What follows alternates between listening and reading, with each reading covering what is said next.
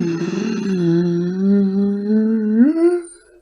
again, ladies and gents. Welcome to another episode of Quick Tip Tuesday on Draw with Jordan. I'm Jordan, you're awesome, and today we're going to be discussing ellipses, or drawing circles in perspective. Now, unless you only plan on drawing boxes forever, ellipses are super critical in drawing because they're in everything, like people, cans, tomato slices. Man, there's a lot of round things in the world, but I do recommend first checking out my video on drawing perspective because it helps. It's not mandatory, but it kind of is, but I want to show you it's so simple I can show you how to do it in one breath or until I pass out. Whichever happens first, let's go! Draw!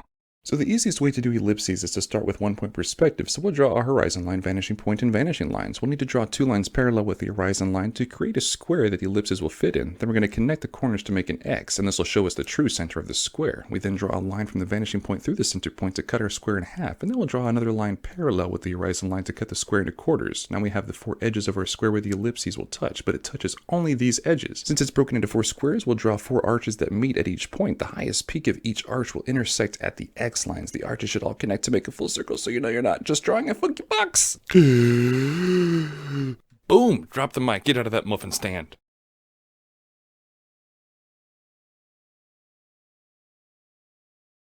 Let's do it again in 2-point perspective. It's the same as before, but we draw 2 vanishing points and a vertical line to show the corners of our square. Then, just like before, we create our box by overlapping those vanishing lines. Then we make our X to find the true center of the square, and we draw a line from both vanishing points through the center to cut our square into quarters once again. Simply find our edges that the ellipses will touch, and then just draw those naughty little arches.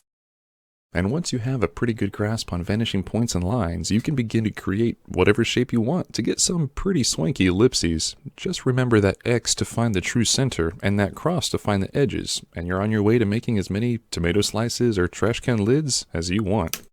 Now let's see if we can put those bad boys to practical use and make something 3D.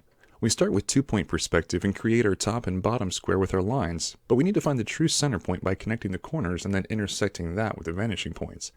2 vertical lines will make sure the corners of your bottom square are about the same width as your top square. Just sketch in your ellipses as before, minding the peak of the arch, and then we'll connect the widest points to make a cylinder. Just restate a few lines, and haha! 3D-ish. Now let's put it into practice. Alright, let's start with a simple mug. We don't want to make this harder than it needs to be. This mug is a cylinder, so it's made up of many ellipses. Let's take a look at it from the top and we'll see the basic 2D circle. But once we start to bring the mug up to eye level, the circle begins to flatten and becomes an oval. But notice that no matter how smooshed it gets, it always keeps the round shape until the ellipse meets the horizon line. And then it's just a line. But notice the bottom of the cup is still rounded. That's because it's still below the horizon line. There are no lines or sides when drawing ellipses, just one continuous edge. Some of the common mistakes when drawing ellipses is that they come to a point, or they're drawn as parallel lines that simply round off at the tip. But since ellipses are circles in perspective, they need to always be round. They'll be the widest at the axis, and then gradually taper down towards the end before rounding off and going back the other way. Just think of them like one continuous line that spirals from their horizon line, like an unraveling slinky. With that said, let's draw this puppy. But first there is some eyeballing to do. Let's use your pencil and thumb as a guide. Hold it at arm's length and close an eye to measure the mug to see how tall and how wide it is using different parts of the object as a reference point. It looks like this mug is about 1/3 taller than it is wide. Then lay your pencil on your paper for a rough idea of its shape. Let's use 1-point perspective for this. I use my ruler to outline the cube that my mug will sit in. Then I'll line up the front corners to the vanishing point. To find the depth of the mug, I'll use my measurements of the ellipse to create the top of the box and then connect those upper corners to the vanishing point. We then find where those lines intersect and drop down a vertical line to find the far bottom corners of the box and connect them to create the bottom of the square. Then we'll draw our crosses and X's to find the points for the ellipse, and we'll do the same for the top. That's the easy part down. You've created your basic cylinder casing. Now we'll carefully sketch in our ellipses for the bottom of the mug, and of course for the top.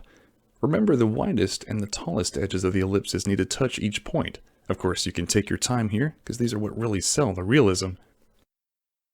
Just connect the widest edges of the ellipses to create that mug shape, and we'll sketch in a little "don't burn me" holdy, and there we go, a mug.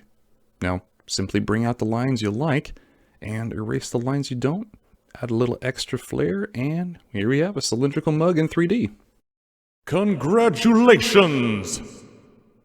So there you go, ellipses. How's that? Exciting? I hope so. That's only for beginners, so there's a lot more where that came from too. If you missed something, or if I forgot something, or if you just want to learn more, leave a little comment. Let me know what you guys think. I would love it if you just like, subscribe, if you want to see more of this kind of stuff to be helpful, and there's plenty more on the way. So, let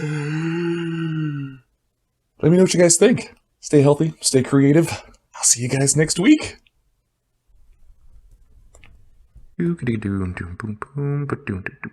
Draw.